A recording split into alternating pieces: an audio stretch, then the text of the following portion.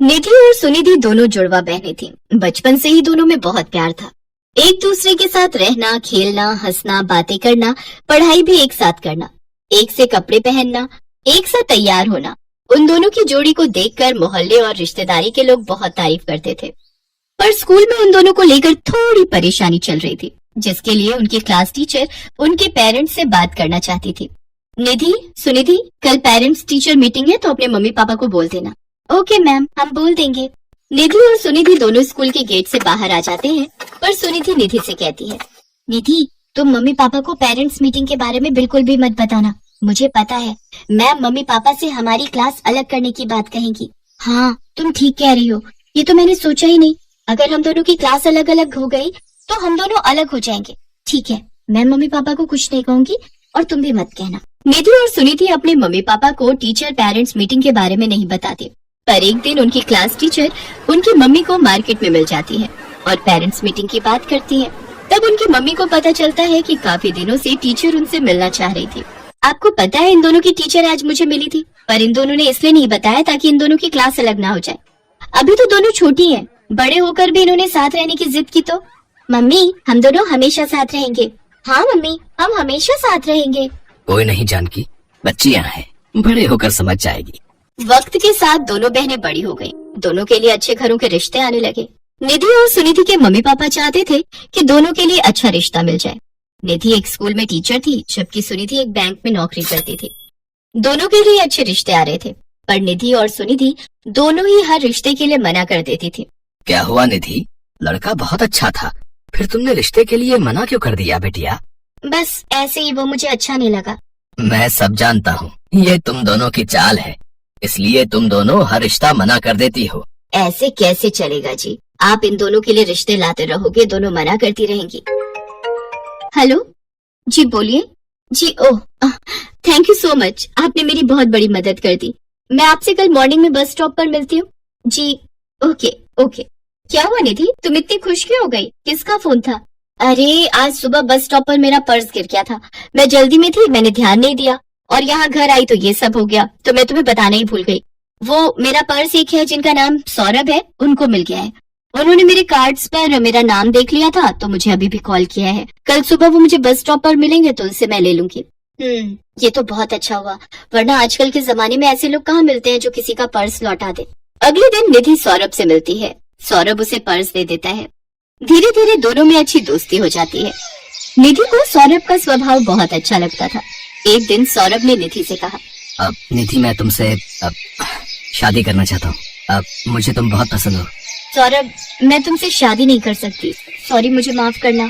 हम अच्छे दोस्त बनकर रह सकते हैं पर शादी नहीं। पर निधि, कोई तो वजह होगी जिस कारण तुम मना कर रही हो। सौरभ, मैं वजह नहीं बता सकती। अच्छा, मुझे देर हो रही है, मैं चलती हूँ। निधि सौरभ को प्यार तो करती थी, पर वो सौरभ से भी ज्यादा अपनी बहन सुनिधि को प्यार करती थी। निधि सौरभ से शादी के लिए मना कर देती है और घर आ जाती है। कुछ दिन से निधि बहुत उदास थी। सुनिधि ये सब देख रही थी। निधि, तुम मेरे लिए अपने प्यार को क्यों छोड़ रही हो? तुम सौरभ से शादी के लिए हाँ कह दो। नहीं सुनिधि, हम दोनों बहनों ने हमेशा साथ रहने का वादा किया था, इसलिए हम अगर शादी करेंगे तो उसी घर में करेंगे जिस घर में जुड़वा भाई होंगे। हम जुड़वा बहनें उसी घर में शादी करके जाएंगे। अपनी बेटियों की बात उनके माता पिता सुन लेते हैं। वो दोनों चिंता में पड़ जाते हैं। निधि और सौरभ को मिले कुछ दिन बीत चुके थे। एक दिन निधि अपने कमरे में उदास बैठी थी, तभी उसके फोन पर सौरभ का कॉल आता है। सौरभ, मैंने तुम्हें मना किया था ना, मैं तुमसे शादी नहीं कर सकती, मेरी कुछ पर्सनल वजह है। निधि, मैंने तो तुम्हें इसलिए फोन किया है कि मैं तुम्हें बताना चाहता था कि मैं आज अपनी फैमिली के साथ लड़के देखने जा रहा हूँ। लड़की मुझे पसंद है और मेरी फैमिली भी उसे पसंद करती है। ओह अच्छा, तुम्हें वो लड़की पसंद है? चलो अच्छी बात है, कॉन्ग्रेचुलेशंस। ओके बाय, रखता हूँ। निधि की आंखों में आंसू आ जाते हैं। तभी उसकी मम्मी आवाज लगाती हैं, निधि बेटा, सुनिधि कब की तैयार हो चुकी है। बुआ जी के घर फंक्शन शुरू हो जाएगा और हम देर से पहुंचेंगे तो अच्छा नहीं लगेगा। माँ, मेरा जाना क्या जरूरी है? मेरी तबीयत ठीक नहीं है। निधि देख यार, पहले ही ये साड़ी बांधकर मैं दुखी हो चुकी हूँ, ऊपर से तू ड्रामे मत कर। जल्दी से तू भी ये साड़ी पहनकर तैयार हो जा। निधि और सुनिधि फंक्शन में जाने के लिए तैयार हो चुकी थी। तभी उनके पापा किसी के साथ घर में एंट्री लेते हैं। आइए आइए भाई साहब, आओ बेटा। और आप सबको घर ढूंढने में कोई परेशानी तो नहीं हुई? निधि देखती है उसके सामने सौरभ और उसकी फैमिली खड़ी है। पर सौरभ के साथ हूबहू उसका हमशक्ल एक और लड़का भी खड़ा था जो बिल्कुल सौरभ का जुड़वा लग रहा था। अंकल, ये मेरा जुड़वा भाई गौरव है, कल ही लंदन से वापस आया है।